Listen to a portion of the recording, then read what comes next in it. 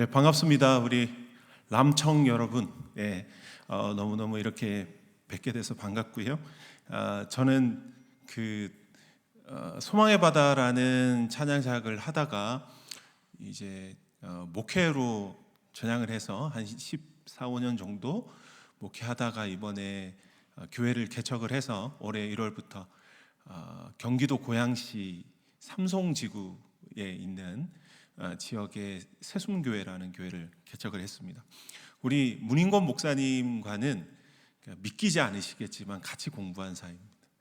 예, 외적으로 보면 제가 한 10년 정도 더 연상 같아 보이지만 우리 문 목사님이 너무 동안이시라 가지고 저보다 2살밖에 안 어리세요. 그래서 늘 기억에 총신대 학부부터 같이 공부했었는데 말은 서로 해보지 않았지만 좋은 사람인 건 알았던 이런 느낌. 이렇게 먼 곳에서 굉장히 잘생기셨고 동안이고 공부 열심히 하시고 이렇게 표면적으로만 알고 있었는데 페북 SNS 또 패치닛이라 평소에 이제 글을 올리시고 또 생각하시는 것 또 이렇게 방향을 보면서 참 목사님 이런 면 있구나, 너무 좋다 뭐 이러면서 하다가 이제 또 목사님이 너무 감사하게도 보잘것없는 개척교회 목사를 이렇게 또 귀한 수련회 또 말씀 전하는 일로 초대해 주셨습니다. 너무너무 감사드립니다. 너무 감사드리고 저는 이제 거의 사람들이 이제 미쳤다 그랬죠. 코로나 시기에 올해 1월에 개척을 했거든요. 그래서 지금 이 시기에 무슨 3단계 4단계인데 개척을 하냐. 하여튼 하나님의 은혜로 어떻게 이제 한 걸음 한 걸음씩 나가게 되는 것 같습니다. 그 얘기는 좀 이따가 좀 나눠 드리기로 하고요. 제가 참 어떤 말씀을 전할까 고민을 이제 하다가 우리 문 목사님께서 지금 람청이 수련회 하면서 어떤 주제로 하고 있는지를 가르쳐 주셨을 때 이거구나. 좀 제가 좀 미리 나누고 싶은 얘기랑 좀 겹쳤어요. 뭔가 뜻이 있나 보다, 뭔가 하나님의 메시지가 있나 보다는 생각을 가졌어요. 그래서 오늘 본문 말씀 같이 읽고 불확실성을 넘어서는 믿음이라는 주제를 가지고 여러분과 함께 좀 나누고 싶어서 왔어요. 우리 삶에 감사와 행복이 자꾸 툭툭 끊어지는 경험을 하게 되는 이유가 있죠. 무엇 때문이죠? 불안감 때문이죠. 불안감. 우리 여러분들 아까 찬양하셨잖아요. 온오프라인에서 랜선으로 함께 예배하는 분들도 다 찬양하지 않았습니까? 걸어가세요. 믿음 위에 서서 나가세요. 의심 버리고 내 눈에 아무 증거 보이지 않아도 내가 약속하신 말씀 위에 서기라고 그렇게 고백해요. 근데 참 우리 안에 부정할 수 없는 삶의 요소 중에 하나는 우리가 감사와 행복과 열정으로 달려가고 싶지만 자꾸 우리의 그런 마음을 툭툭 끊어놓는 요소가 있단 말이죠. 이런 불안감. 도대체 이 불안감은 어디서부터 찾아올까요? 불확실성에서부터 오는 거죠. 그죠? 불안감이 결국 우리 안에 자꾸 생기는 이유는 확실하지 않아서 그래요. 뭔가 확실하지 않은 것 때문에 우리 안에 두려움이 오는데요. 미래에 대해서 확실하지 않죠. 그리고 진로에 대해서 확실하지 않아요. 그리고 관계에 대해서도 확실하지 않습니다. 그리고 선택에 대해서도 확실하지 않아요. 우리 삶을 끊임없이 힘들게 만들어가는 요소 중에 가장 강력한 요소 중에 하나가 이제 불확실성이라는 거예요. 이런 불확실성은 어디에서부터 나오는 걸까요? 라고 우리가 고민을 해볼 수 있어요. 여러분들이 아마 거의 다 대부분 읽어보셨을 법한 책인데요. 생텍쥐베리의 어린 왕자라는 책을 아시죠? 맨 처음에 딱 책을 펼치면 이상한 그림 하나가 나오지 않습니까? 이상한 그림 하나가 이렇게 뚝 등장합니다.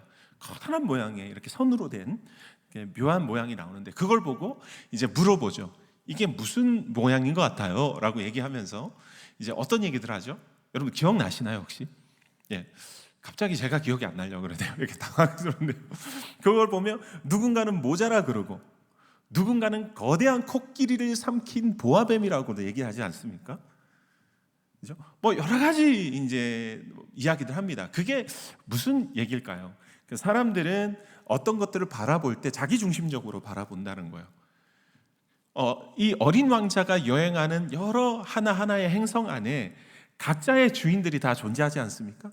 그 행성은 그 사람의 삶의 방식과 가치관에 의해서 이렇게 이어지는 그 살아가는 행성이. 사실 이것은 굉장히 많은 이야기들 우리에게 던져주고 있는 거죠. 현대 사회를 우리가 흔히 포스트 모더니즘 사회라고 얘기합니다. 포스트 모더니즘 사회란 어떤 사회일까요? 모더니즘을 지나선 이제 후기 모더니즘의 사회라는 거예요. 그러니까 이 포스트 모더니즘에 대해서 굉장히 아주 날카로운 통찰을 제공해준 분이 계세요. 헨리 나우엔이라는 굉장히 유명한 우리 신학자가 있으신데요. 이분이 이런 얘기를 했습니다. 상처 입은 치유자라는 책에서 이런 얘기를 했는데요. 오늘날 현대 세대에는 세 가지 특징이 있다면, 세 가지 특징.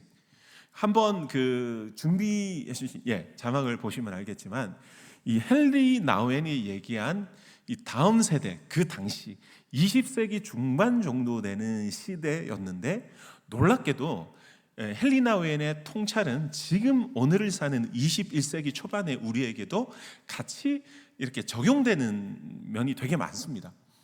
첫 번째로 헨리 나우엔은 이 다음 세대에 대해서 어떻게 얘기를 하냐면 뿌리가 없는 세대라고 얘기를 해요. 이게 뭐냐면 첫 번째는 뭐냐면은 내향적인 세대라고 얘기합니다. 아까 생텍쥐베리의 어린 왕자 얘기했지만 진리가 내 안에 있는 세대라는 거예요. 답이 내 안에 있어요. 누가 나한테 어떤 얘기를 해도 내가 스스로 결정하지 않으면 그것은 더 이상 내게 답이 아니라는 거예요.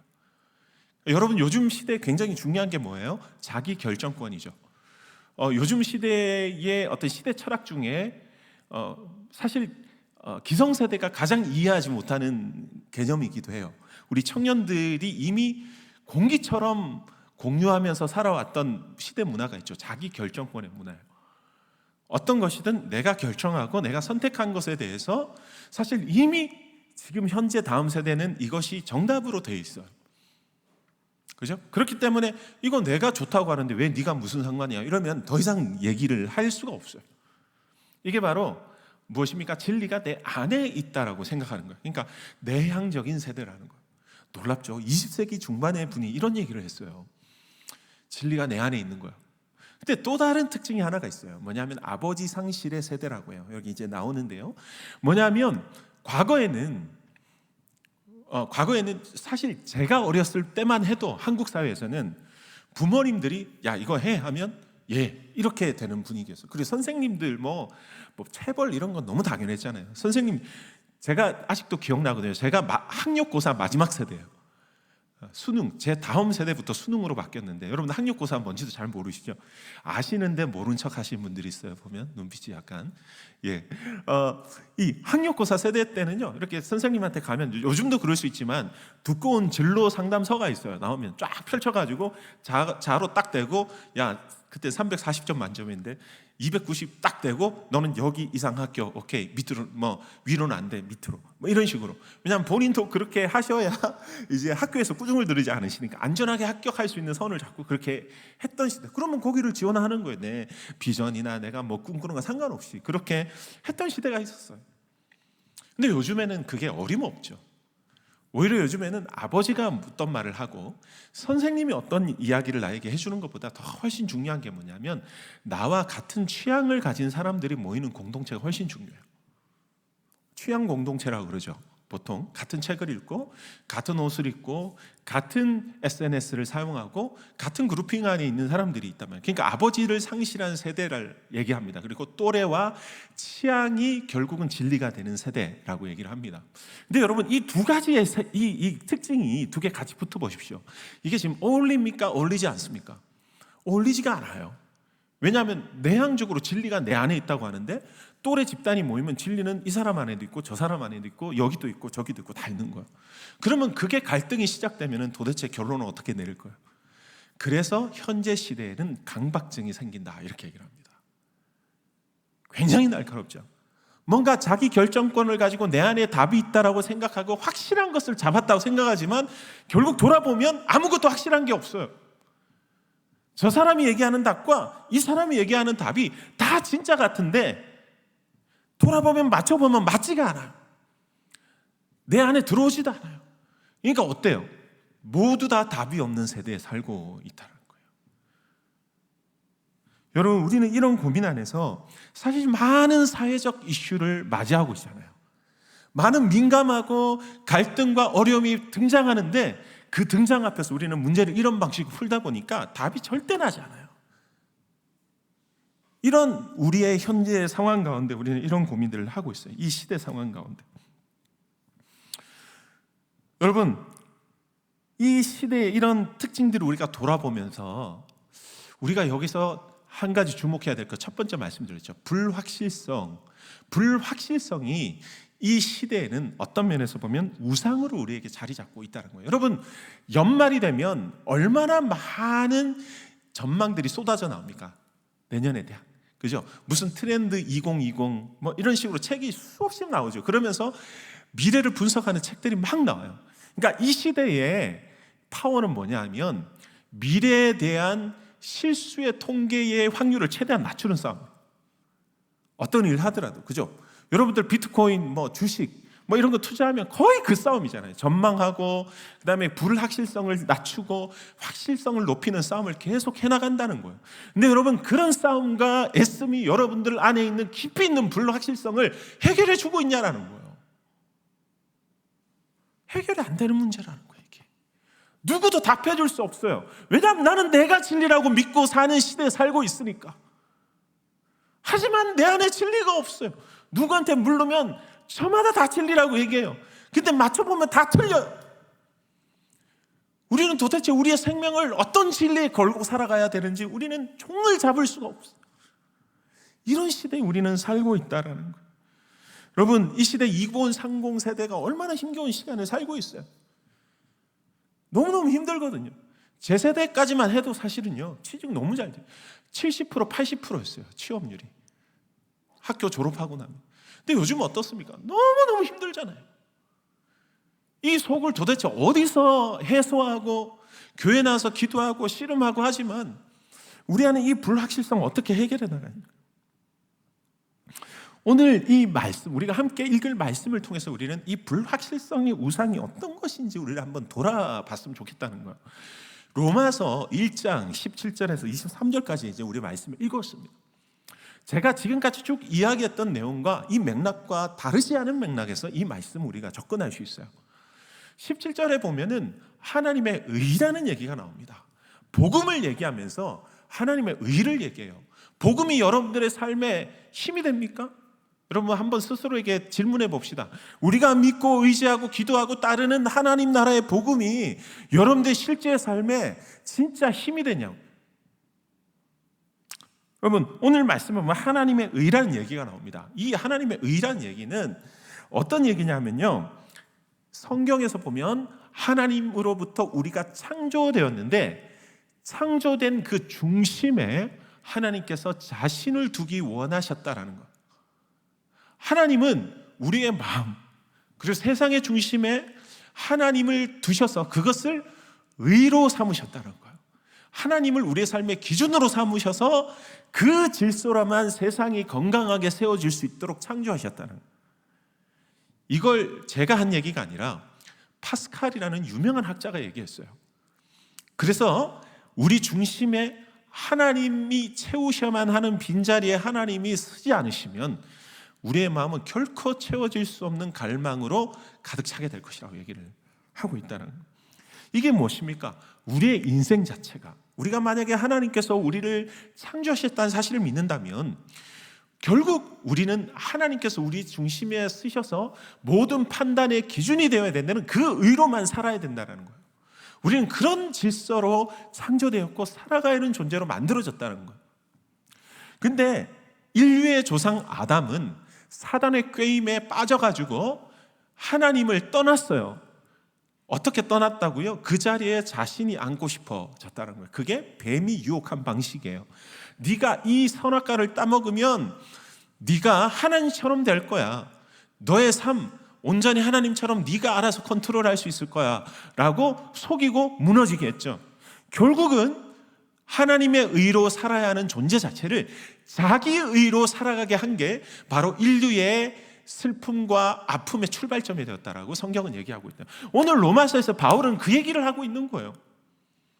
우리가 불확실성의 우상에 빠져서 저마다 자기를 진리로 삼고 살아가고자 하는 이 정신에 빠져서 살아가는 그 뿌리가 뭐라고요? 바로 하나님의 의를 가지고 살아야 하는 우리가 자기 의를 가지고 살기 위해서 결단하고 선택하는 바람에 우리의 삶에 주어진 아픔이고 비극이라고 얘기하고 있는 거예요. 이 로마서에서의 하나님의 의는요, 결코 2000년 전의 얘기가 아니에요. 바로 오늘날 우리가 씨름하고 있는 문제에 대한 답변으로 던져지고 있다는 거예요. 사람은요, 하나님의 의로 살거나 자기 의로 살거나 둘 중에 하나라고 바울은 얘기하고 있다는 거예요. 이 말이 무슨 뜻일까요? 뭐냐면요, 하나님을 의로 삼고 사는 사람은요, 하나님만 예배하며 살게 돼 있어요. 자, 이게 무슨 말이냐면요, 여러분, 천지를 창조하셨을 때 하나님 어떻게 창조하셨죠? 하나님 천지를 창조하셨을 때 뭐 종장비로 창조하셨습니까? 아니죠. 그죠? 말씀으로 창조하셨죠. 어떻게 그럼 창조하셨습니까? 빛이 있으라. 그러니까 어떻게 됐어요? 빛이 생겼죠. 이게 무슨 원리입니까? 세상은요, 기본적으로 부르심과 그 부르심에 대한 순종이라는 두 가지 원리로만 존재할 수 있어요. 만약에 하나님께서 천지 창조하실 때 빛이 있으라 했는데 빛이 개겨요. 속된 말로 안 나타나요. 뭐야? 그러면 세상은 존재할 수 없는 거예요. 분명히 얘기합니다. 시편 33편 9절에도 얘기해요. 그가 명하심에 이루어졌고 말씀하심에 견고히 세워졌다라고 얘기해요. 하나님의 말씀과 하나님의 의와 기준으로만 세상은 존재할 수 있다는 거예요. 우리가 부르심이란 주제로 씨름하고 있지 않습니까? 여러분, 세상은 부르심과 순종으로 존재할 수 있어요. 세상은 부르심과 순종, 하나님의 부르심과 우리의 순종이라는 방식으로만 존재할 수 있다는 거예요. 그렇기 때문에 우리는 그분의 부르심에 순종하는 소명을 발견해야 되는 거잖아요. 그렇지 않습니까? 우리는 그래서 그분의 콜링을 받아야 돼요. 그건 뭡니까? 그게 예배예요. 하나님의 부르심에 맞게 내가 반응하는 것이 예배라는 거예요. 우리 맨날 삶은 예배다, 삶은 예배다 얘기하잖아요. 그게 뭐예요? 하나님의 부르심에 맞게 내가 반응하며 사는 게 예배예요. 그러면 예배는요, 우리 일상이 될 수 있는 거예요. 예배가 일상이 된다는 말은 맨날 하루 종일 아무 데도 나가지 않고 혼자 음악 틀어놓고 찬양하고 계속 성경만 읽고 이게 예배가 일상이 되는 게 아니에요. 우리를 부르신 그분의 부르심에 맞게 우리가 세상 가운데 존재하면서 살아가면서 그분의 부르심에 맞게 반응하며 사는 게 예배예요. 그런데 문제는 그것을 거부하고 나의 욕심에 맞게 나를 이루는 방식으로 살아가는 게 뭐예요? 우상숭배라는 거예요. 여러분, 사진 하나 좀 보여주시면 감사하겠습니다. 사진을 제가 보여드렸는데요. 네, 여기 보면 되게 이상하게 생긴 사진이 있죠. 이 신상은요, 에베소 지역에 있었던 아르테미스 신전에 있었던 아데미 신의 신상이에요. 그러니까 당시에 고대 시대에 그 에베소 지역의 그 신전의 크기는요, 심지어 그리스의 파르테논 신전의 크기보다 더 컸다고 해요. 그러니까 그 시대의 모든 것들을 압도하던 굉장히 그 강력한 영향을 주었던 신인데요. 이 신이 아르테미스 신이 뭐냐면 여성 신인데 온몸에 가슴이 20개가 달렸어요. 20개가 달려있는 모습이에요. 자, 이러면요, 여러분, 이걸 보면서 어떤 생각하게 될까요? 이 우상은 원래부터 존재했던 우상일까요?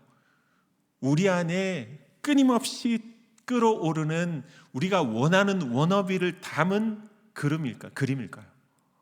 우리의 바람이 담긴 그림이에요. 그럼 뭐예요? 나예요, 나.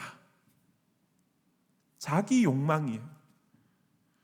우린 이것을 기억해야 돼요. 우리는 하나님을 예배하는 데서 떠나면 어떤 제3의 중립지대에 있는 것 같아요.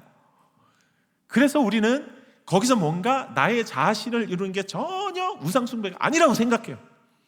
근데 여러분, 로마서에서 바울은 분명히 얘기하고 있어요. 우리 인생은 하나님을 예배하고 부르심에 반응하는 존재로 만들어졌기 때문에 하나님을 예배하는 삶을 살지 않으면 우리는 자신을 예배하는 삶을 살아가게 돼요. 무조건.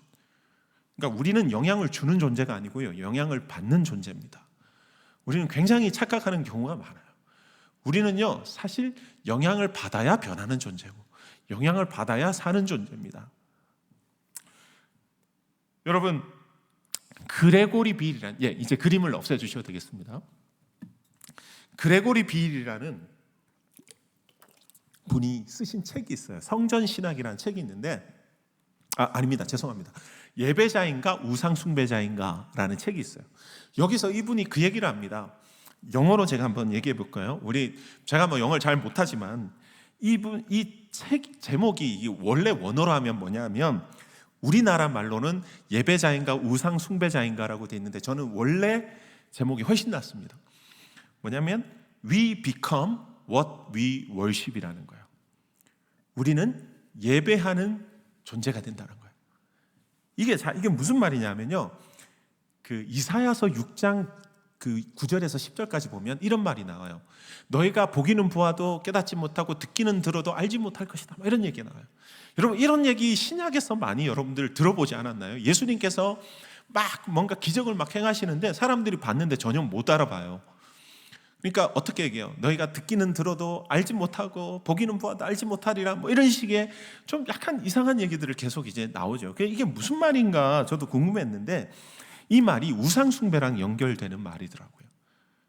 무슨 말이냐면, 그 구약에 보면은 계속 우리가 우상을 숭배하면 우리가 우상을 닮는다는 거예요. 계속. 왜냐하면 우리가 돈을 숭배하면 돈을 닮아요. 우리가 권력을 숭배하면 권력을 닮아요. 그럼 뭐예요? 우리가 아까 아데미 신이죠. 그 돌을 숭배하기 시작하면요, 돌을 닮아요. 나무로 깎아 만든 우상을 숭배하면요, 나무를 닮게 된다니까요. 그게 무슨 말이에요? 나무는 어때요? 막 얼굴 다 있죠. 근데 듣습니까? 봅니까? 말합니까? 구약에는 끊임없이 이사야서는 그 얘기예요. 이 우상은 우리가 짐에 실어서 옮기지 않으면 움직일 수도 없고, 우리가 말하면 말할 수도 없고, 관리 안 하면 보존도 안 되는, 아무짝에도 스스로 아무것도 할 수 없는 우상이라는 거예요. 근데 그걸 숭배하잖아요. 우리가 숭배하면서 어떻게 되는 거예요? 우리는 그렇게 우상처럼 똑같이 죽어간다는 거예요. 말도 못하고 보지도 못하고 먹지도 못하고 아무것도 못한 채 그냥 무기력한 나무 토막으로 돌덩이로 죽어가는 존재가 된다는 거예요. 뭡니까? 어떡할 때 우리가 돈을 숭배하고 우리가 권력을 숭배하고 성공을 추구하며 우리 안에 수많은 어떤 하나님 아닌 것들을 숭배할 때 우리는 그렇게 죽어가는 존재가 된다라고 얘기하고 있는 거예요. 그것이 지금 바울이 하는 얘기예요.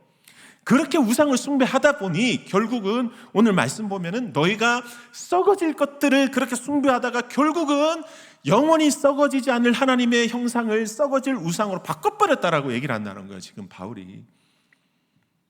그럼 우리의 삶에 결국은 이 불확실성을 해결할 수 있는 단서가 뭐냐라는 거예요. 그 단서가 우리는 우리를 지으시고 부르신 그 하나님을 예배하느냐, 아니면 확실하지 않은 그 내 앞에 먼 것들을 해결하기 위해서 나라는 신을 숭배하면서 내가 끊임없이 자기 결정권 안에 나의 모든 것들을 그냥 의지하고 내 갈 길을 가느냐. 사실 거기에서 우리의 삶에 끊임없이 닥쳐오는 불확실성을 풀어낼 열쇠가 거기 붙어 있다는 것을 우리는 알 수 있다는 거예요. 여러분, 저는 오늘 말씀을 이렇게 보면서 아브라함의 이야기가 떠올랐어요. 준비하면서 아브라함의 얘기가 떠올랐는데요. 아브라함은 어떤 존재죠, 여러분? 성경 속에서 믿음의 조상이죠. 그러니까 믿음으로 살아가는 가장 대표적인 샘플입니다. 이 아브라함의 이야기를 바울도 얘기를 많이 하거든요. 오늘 히브리서에 바울이 이제 그 아브라함 얘기를 한 걸로 우리 같이 한번 볼까요? 11장 8절에서 12절까지 말씀을 우리 한 목소리로 한번 읽도록 하겠습니다. 히브리서 11장 8절에서 12절까지 말씀을 같이 읽도록 하겠습니다. 시작. 믿음으로 아브라함은 부르심을 받았을 때 순종하여 장래의 유업으로 받을 땅에 나아갈새 갈 바를 알지 못하고 나아갔으며, 믿음으로 그가 이방의 땅에 있는 것 같이 약속의 땅에 거류하여 동일한 약속을 유업으로 받은 이삭 및 야곱과 더불어 장막에 거하였으니, 이는 그가 하나님이 계획하시고 지으실 터가 있는 성을 바랐습니다. 믿음으로 사라 자신도 나이가 많아 단산하였으나 잉태할 수 있는 힘을 얻었으니 이는 약속하신 이를 미쁘신 줄 알았습니다. 아멘. 창세기 12장 1절에 보면요, 하나님께서 아브라함에게 지시하세요. 뭐냐면은 너는 너의 본토 친척 아비 집을 떠나라. 그래서 내가 네게 지시할 땅으로 가라고 그래요. 이 부르심은요 진짜 어려운 부르심이에요. 왜 그런 줄 아세요? 가장 확실함에서 완전 불확실함으로 부르는 부르심이에요. 그의 본토 친척 아비 집에서 자신은 우상을 만드는 일을 했다라고 거의 이제 고증에 의하면 얘기하는데요. 그 무엇보다 확실한 미래가 보장되어 있는 일이었어요. 그 일터를 다 떠나가지고 지시한 땅도 아니에요. 지시할 땅으로 가라는 거예요. 가나안이라고 얘기도 안 했어요. 그러니까 네가 확실하게 생각하는 모든 거 싹 버리고 떠나라는 거예요. 근데 오늘 히브리서 11장 8절에서 12절까지 어떻게 아브라함이 그렇게 할 수 있었냐라고 얘기했을 때 뭐 때문에 그렇게 할 수 있다고 그랬죠? 믿음으로 그렇게 할 수 있었다 이렇게 얘기하죠. 믿음으로. 그죠? 믿음으로. 근데 도대체 뭘 믿는 걸까요? 뭘 믿는 걸까요? 아브라함은 하나님이 가리키는 그 손끝에 있는 어떤 결과물을 믿지 않았겠죠. 확실함을 거기서 찾았다면 아브라함은 절대 본토 친척 아비의 집을 떠나지 못했을 거예요. 무엇입니까? 하나님은 참 좀 약간 우리가 좀 힘든 부분이 있어요. 솔직히 하나님과 함께 우리 인생 갈 때 뭐냐면은 늘 보이지 않는 것을 굉장히 중요한 것을 숨겨두셔요.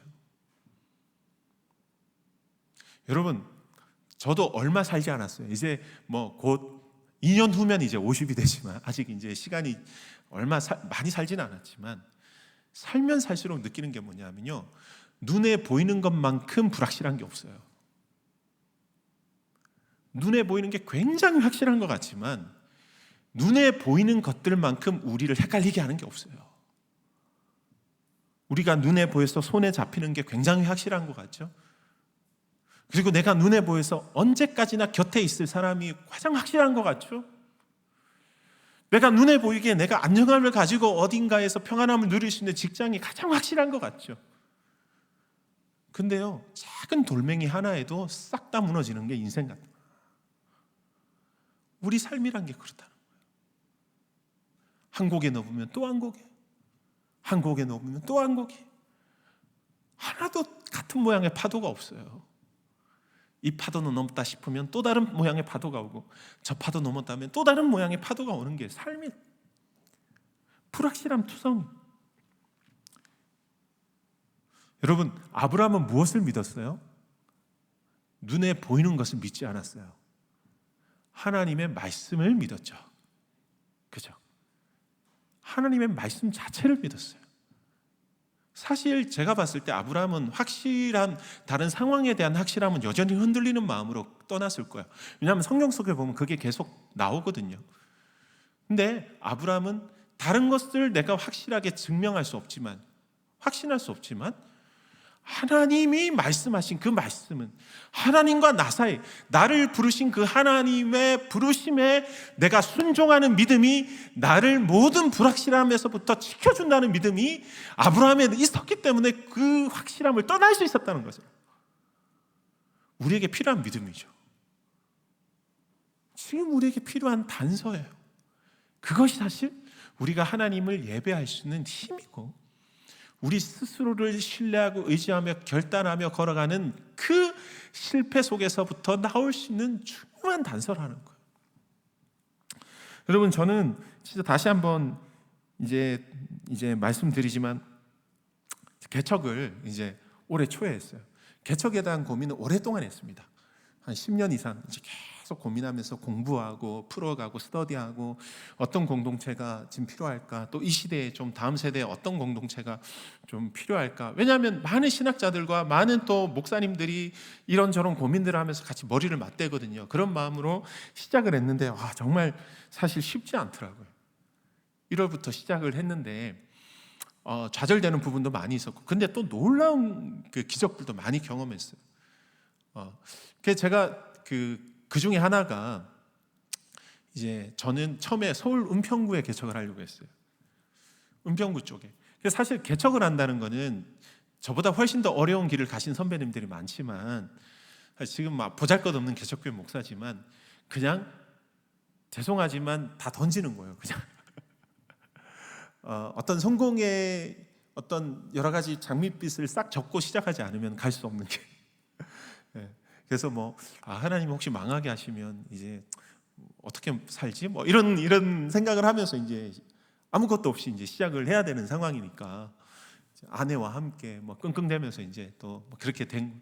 근데 하나님이 은혜를 주셔서 이제 시작하게 하셨는데 한 7개월 동안 저희가 예배할 공간을 찾지 못했어요. 왜냐하면 주일만 빌려서 예배하는 거라면 저희는 카페에서 계속 예배를 드릴 수가 있었어요. 근데 저희 교회는 지역과 같이 좀 소통하고 싶어서 평일에는 지역과 공유할 수 있는 공간을 만들어서 이제 작은 도서관에서 같이 좀 하려고 하다 보니 이제 예배당과 함께 이제 구하게 됐어요. 근데 7개월 동안 구하는데 나오지가 않은 거예요. 얼마나 답답하겠어요. 근데 진짜 개척을 시작하니까 모든 것이 다 이래요. 다 불확실하며 다 불확실함. 근데 제가 이 개척을 하면서 느낀 게 뭔지 아세요? 제가 참 그 부목회하면서 성도님들 와서 사업 힘들다 어렵다 이 얘기하시는데 제가 그거 잘 이해 못했거든요. 근데 좀 이해를 이제 좀 하겠습니다. 진짜 사업 하나 창업 하나 하시면 모든 거 던져서 다 하시겠구나. 그 마음을 제가 조금은 알겠더라고요. 근데 그러면서 진짜 아무것도 확실한 게 없어요. 이 사람 떠나면 어떡하지? 또 헌금이 확 줄면 어떡하지? 보장할 수 있는 게 아무것도 없어요. 그냥 다 광약길이에요. 그러면서 이제 7개월 동안 혼자 이제 너무 은평구에 교회가 안 구해지니까 그 지역을 딱 경계선을 넘으면 이제 고양시 삼송 신도시가 있어요. 딱 그 덕양구가 있는데 서울에서 가까워요. 예전부터 저는 경계선에 서고 싶어가지고 이제 그 경계선에 가서 그냥 걸었어요. 그냥 지금처럼 덥지는 않다. 하여튼 막 걸으면서 기도했어요. 하나님, A입니까? B입니까? 어디입니까? 은평구 어디도 생각나고 저기도 막 생각하는데 걸으면 어때요? 막 눈에 보이는데 저기도 안 되나?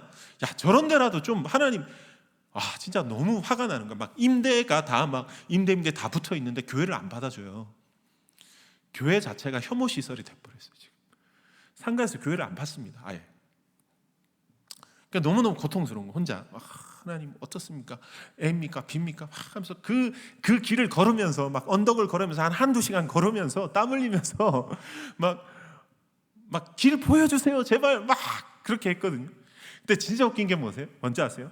제가 막 숨이 가빠지고 그 다음에 막 여기저기 다 포기해버려 싶고 마음에 제발 좀 뭐라도 주님 제발 뭐라도 하는데 그 순간 제가 나중에 결국 고백하게 되는 게 있더라고요.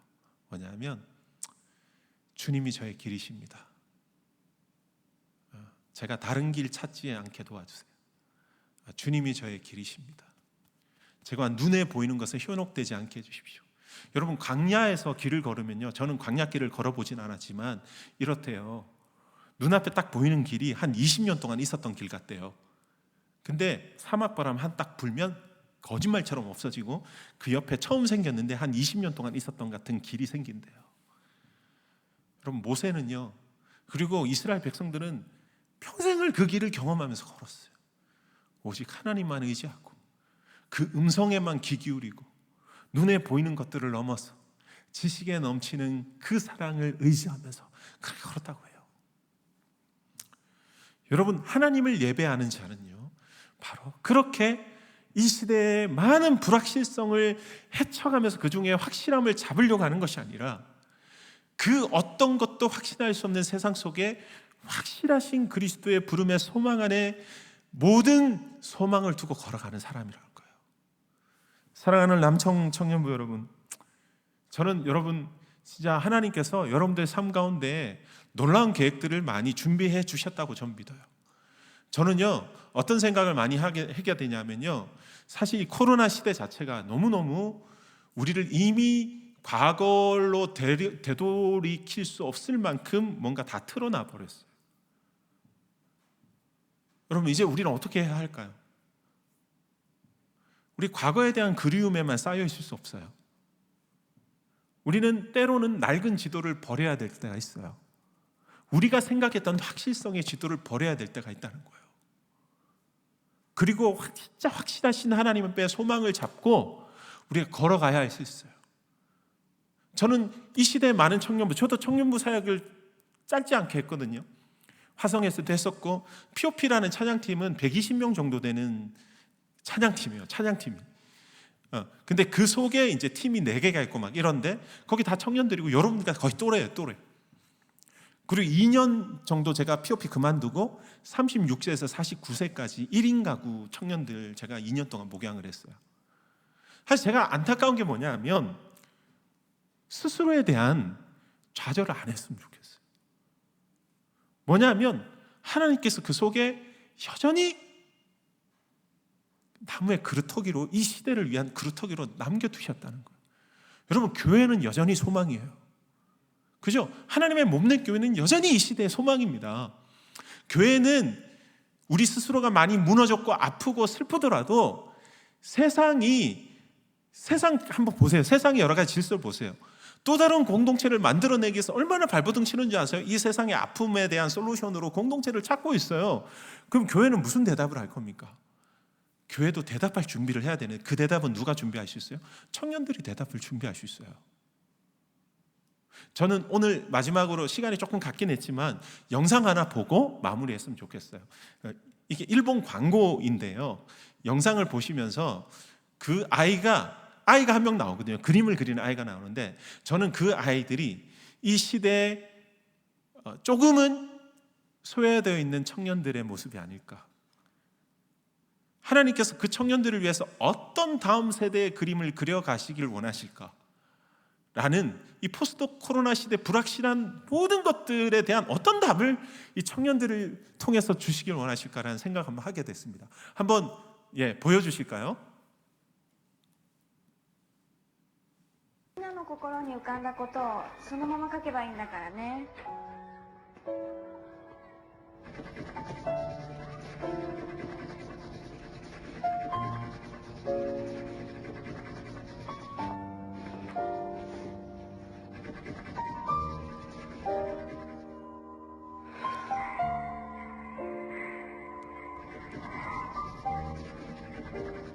何書いたの？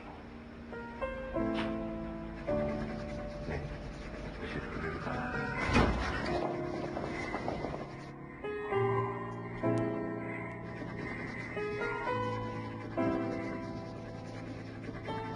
隣色の空に向かってピンピンと突き刺したそうよ。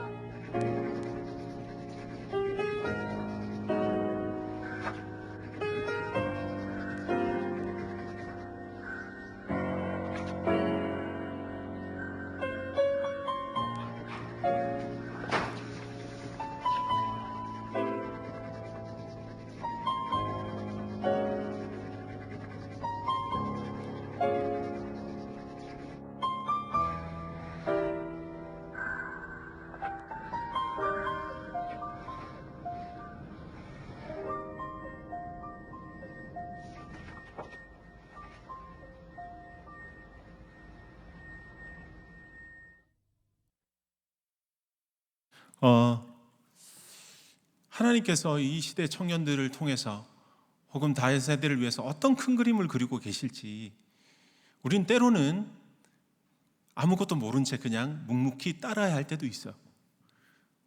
바라는 것은 하나님의 큰 그림을 놓치지 않았으면 좋겠어요. 하나님의 지도를 놓치지 않았으면 좋겠어요. 우리가 이 어려운 시대지만 함께 모여 이 불확실함에 더 극대화되는 이 시대, 코로나로 인해서 그냥 불확실함에 목매어 사는 이 시대에 하나님이 어떻게 우리를 부르시고 소명 안에 헌신시키시고 당신의 큰 그림을 만들어가고 완성해 가실지를 우리가 함께 물으며 주님을 섬기는 람청 우리 청년분들 되시기를 주님의 이름으로 축복합니다. 아멘. 우리 함께 기도하고 우리 또 나갔으면 좋겠어요. 마지막으로 함께 기도했으면 좋겠는데요. 하나님, 여전히 오늘 말씀을 읽으면서 우리 안에 떠오르는 것들이 있습니다.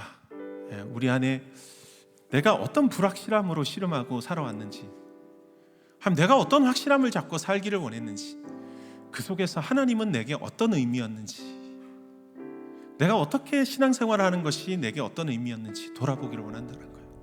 주님, 제게 하나님을 예배하는 마음을 주시고 주님의 부르심에 순종함으로 내 불확실함을 해결할 수 있는 은혜로 허락하여 주시옵소서. 그래서 이 시대에 방금 영상 봤던 것처럼 주님 저를 당신께서 그리시는 큰 고래의 퍼즐 하나로 저를 사용하시고 그려가 주시고 주님의 나라의 그 그림을 저를 통해 이루어 주시옵소서. 그 부르심의 소망을 따라 아름답게 순종하는 예배자 공동체가 되게 인도하여 주시옵소서. 우리 주님의 이름을 한번 부르고 우리 같이 한번 기도한 후에 제가 마무리 기도하겠습니다. 기도하겠습니다. 사랑의 아버지 하나님, 주여 아버지 하나님, 주님 이 시간에 기도합니다. 우리가 불확실성을 넘어서는 이 믿음, 아버지 하나님 주님 우리를 지으시고 우리를 창조하신 그 하나님의 은혜를 바라보기 원합니다. 아버지 하나님 주님 이 시간에 간절히 기도하오니 아버지 하나님 주님 우리가 아버지 하나님의 어떤 불확실성으로 우리를 아버지 하나님의 끊임없이 아버지 하나님의 고통 가운데 몰아넣고 있습니까? 아버지 하나님 어떤 것으로 흔들리고 있습니까? 무엇이 우리를 낙담하게 합니까? 무엇이 우리를 아버지 하나님의 어찌 혼동스럽게 하고 절망하게 합니까? 주여 주님만이 우리의 길이시고 주님만이 우리의 생명이십니다. 거룩하신 존귀하신 아버지 하나님 주님 함께하여 주시기를 원합니다. 아버지 하나님 주여 간절히 기도하오니 주님을 부르심에 따라 순종하는 예배로 우리의 삶을 주님께 드리게 하여 주시옵소서. 나의 의가 아닌 우상숭방이 아닌 하나님의 의로 우리의 삶을 살아가게 하시고 짝꿍 하나님을 우리가 과감히 내려놓고 하나님을 섬기게 하여 주시옵소서. 주님 기도합니다. 우리는 비록 우리를 통해서 어떤 그림을 그리실지 하나님 잘 알지 못하지만 주여 주님 우리를 통해서 당신의 나라의 아름다운 그림을 그리실 주님을 바라봅니다. 하나님 인도하여 주시옵소서. 하나님 합니다. 기도합니다. 하나님 기도합니다. 주님 살아계신 하나님 감사합니다. 우리 람청 여름 수련회 가운데 주께서 함께 하심을 믿습니다. 하나님 우리가 하나님께서 우리 마음에 한 메시지로 말씀하시는 그 음성에 귀 기울여 듣게 하여 주시옵소서. 주님 우리가 주님의 부르심에 맞는 소망으로 우리의 불확실함을 해결하는 믿음을 허락하여 주시옵소서. 아버지 하나님 우리 아버지 하나님 주님 어떻게 보면 낀 세대 같고 어떻게 보면 아버지 하나님의 수인 낙심과 절망으로 아버지 얼룩진 참으로 미래를 잃어버린 소망의 청년들 같지만 주님 우리 람천을 통하여서 다시 한번 하나님의 큰 그림을 그려가시는 주님을 신뢰함으로 이 불확실함을 향해 주님의 소망을 제시하며 보이는 저희 몸된 공동체 될 수 있도록 인도하여 주시옵소서. 걸어가시고 존귀하신 아버지 하나님 주여 이 아버지 하나님 우리 람청 아버지 섬기는 우리 모든 아버지 하나님 우리 성도들 또 우리 목사님 그리고 우리 부장 아버지 하나님 되시는 우리 집사님 아버지 하나님 그리고 우리 모든 성도님들 한 분 한 분 가운데 은혜로 함께하여 주셔서 이 람원교회와 람청 가운데 주님의 놀라운 아버지 하나님 기적과 아버지 하나님 아브라함의 그 풍성한 믿음의 언약의 약속이 열려지는 은혜로 허락하여 주시옵소서. 감사드리며 예수님의 이름으로 기도합니다. 아멘.